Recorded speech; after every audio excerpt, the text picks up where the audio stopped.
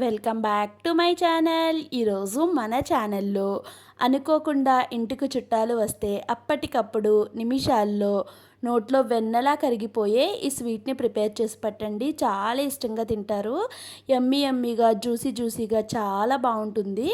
అప్పటికప్పుడు ఇన్స్టెంట్గా ప్రిపేర్ చేసుకోవచ్చు. మరి ఈ స్వీట్ రెసిపీని ఎలా ప్రిపేర్ చేసుకోవాలో వీడియోలోకి వెళ్ళి చూసేద్దాము. దానికోసం నేను ఇక్కడ ఒక కప్పు మెజర్మెంట్తో ఒక కప్పు వరకు మైదా పిండిని తీసుకుంటున్నాను.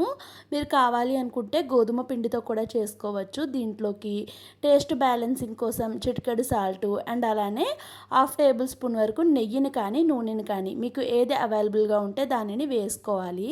వేసుకొని కొంచెం కొంచెం వాటర్ వేసుకుంటూ మనం రెగ్యులర్గా పూరీ పిండిని ఎలా అయితే కలుపుకుంటామో అదే విధంగా ఇక్కడ పిండిని అయితే కలిపేసుకోవాలి.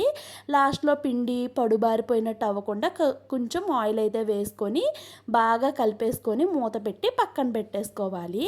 ఇప్పుడు స్టవ్ వెలిగించి ఒక పాన్ పెట్టుకుంటున్నాను. ఒక పాన్ పెట్టుకొని దీంట్లోకి ఒక 2 టేబుల్ స్పూన్ల వరకు నెయ్యిని వేసుకుంటున్నాను. కరిగించిన నెయ్యి వేసుకున్నాను. ఇక్కడ నేను బాదం ఇంకా జీడిపప్పును అయితే ఫ్రై చేసుకుంటున్నాను. మీరు మీ దగ్గర అవైలబుల్గా మీకు నచ్చిన డ్రై ఫ్రూట్స్ని అయితే వేసుకోవచ్చు.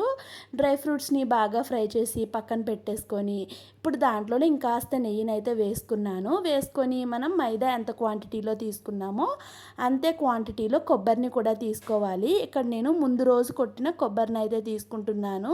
మీరు అప్పటికప్పుడు కొట్టిన ఫ్రెష్ కొబ్బరినైనా తీసుకోవచ్చు. లేదు కొబ్బరి లేదు అనుకుంటే డ్రై కోకోనట్ పౌడర్ ఉంటుంది కదండి, దానిని కూడా వాడుకోవచ్చు. ఈ నెయ్యిలో బాగా ఫ్రై చేసిన తర్వాత దీంట్లోకి 1 టేబుల్ స్పూన్ వరకు పంచదారని వేసుకోవాలి. ఒకవేళ మీకు పంచదార ఇష్టం లేదు అనుకుంటే బెల్లాన్ని కూడా వేసుకోవచ్చు. పంచదార పాకం వచ్చి బాగా అందులో కలిసేలాగా బాగా ఫ్రై చేసుకోవాలి. ఇప్పుడు ముందుగా ఫ్రై చేసుకున్న డ్రై ఫ్రూట్స్ వేసుకొని ఒక్కసారి కలిపేసుకోవాలి. మంచి ఫ్లేవర్ కోసం కొంచెం అంతా యాలకుల పొడిని కూడా వేసుకున్నాను. వేసుకొని ఇవన్నీ కూడా బాగా కలిసేలాగా కలిపేసుకోవాలి. ఇవన్నీ బాగా కలిసిన తర్వాత దీంట్లోకి 1-2 స్పూన్ల వరకు వాటర్ని అయితే వేసుకోవాలి. 2 స్పూన్లు అయితే వేసుకున్నాను. ఇప్పుడు ఈ వాటర్ అంతా కూడా ఇంకిపోయే వరకు బాగా కలుపుకుంటూ ఫ్రై చేసుకోవాలి. ఈ ప్రాసెస్ అంతా కూడా సిమ్లోనే చేయాలండి. హై ఫ్లేమ్లో పెడితే మాడిపోయినట్టు స్మెల్ వస్తుంది. స్వీట్ ఫ్లేవర్ అనేది మిస్ అవుతుంది.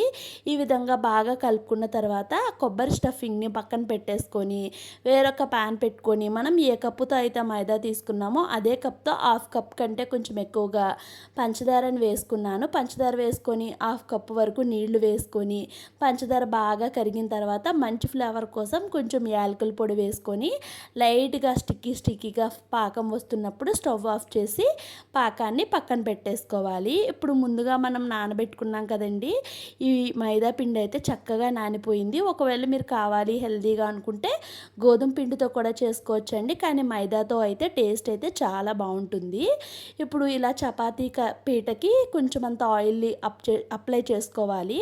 అలానే కర్రకు కూడా అప్లై చేసుకోవాలి. చేసుకొని మీకు వీలైనంత పల్చగా ఇక్కడ పూరీని అయితే వత్తేసుకోవాలండి. పూరీ షేప్ రౌండ్గా ఉండాలి అలా ఏం లేదు, ఏ షేప్లో వచ్చినా కానీ పర్వాలేదండి. చూడండి, ఫైనల్గా దీన్ని ఒకసారి పైకి తీసి అటు ఇటు టర్న్ చేసుకున్నాను. చేసుకున్న తర్వాత మనం ముందుగా కొబ్బరి స్టఫింగ్ని అయితే ప్రిపేర్ చేసుకున్నాం కదా, ఆ స్టఫింగ్ అంతటిని కూడా మిడిల్ పెట్టేసుకోవాలి. ఇలా బాక్స్ షేప్లో వచ్చేలాగా ఈ స్టఫింగ్ అంతటిని కూడా పెట్టుకొని 4 సైడ్స్ కూడా క్లోజ్ చేసేసుకోవాలండి. ఫస్ట్ అటు సైడ్ ఇటు సైడ్ వేసుకున్న తర్వాత ఇప్పుడు పక్కన కూడా వేసేసుకోవాలి. చూడండి, ఇలా దగ్గరికి చేసుకున్న తర్వాత చేతికి కాస్త ఆయిల్ని అప్లై చేసుకొని మనం బొబ్బట్లు ఏ విధంగా అయితే చేసుకుంటామో అదే విధంగా ప్రెస్ చేసుకోవాలి. చేత్తోనే ప్రెస్ చేసుకోవాలండి. లోపడున్న స్టఫింగ్ అనేది బయటకు రాకుండా చేత్తోనే ఈ విధంగా ప్రెస్ చేసుకోవాలి. ఇక్కడ నేను తీసుకున్న పిండి క్వాంటిటీకి నాకు 5 వరకు అయ్యాయండి. చూడండి, బయటికి స్టఫింగ్ అనేది రాకుండా ప్రిపేర్ చేసేసుకున్నాను. ఇప్పుడు స్టవ్ వెలిగించి డీప్ ఫ్రై కోసం ఆయిల్ పెట్టుకున్నాను. ఆయిల్ మరీ ఎక్కువ హీట్లో ఉండకూడదండి, కొంచెం మీడియంగా హీట్ ఉన్నప్పుడు మనం ముందుగా ప్రిపేర్ చేసుకున్న వాటిని మీరు తీసుకున్న ప్యాన్కి ఎన్నైతే పడతాయి అనుకుంటున్నారో అన్నిటినైతే వేసేసుకోవాలి. ఇక్కడ నేను ఒక 3 వరకు వేసుకున్నానండి.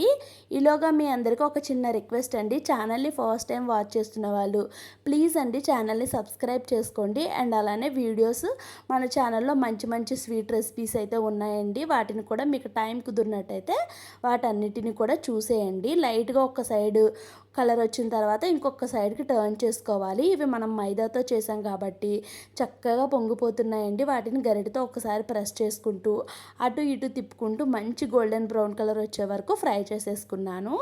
ఇక్కడ ఇదే ప్రాసెస్లో మొత్తం అన్నిటినీ ఫ్రై చేసిన తర్వాత మనం ముందుగా షుగర్ సిరప్ని ప్రిపేర్ చేసి పక్కన పెట్టుకున్నాం కదండి. ఈ షుగర్ సిరప్కి ఆ షుగర్ సిరప్లో వీటిని అయితే వేసుకోవాలి. మనం ముందుగా ప్రిపేర్ చేసుకున్న ఈ స్వీట్ అంతటిని కూడా వేసుకొని ఒక 2 నిమిషాల పాటు అటు ఇటు తిప్పుకుంటే సరిపోతుందండి. మరీ ఎక్కువసేపు పాకంలో ఉంచాల్సిన పని లేదు.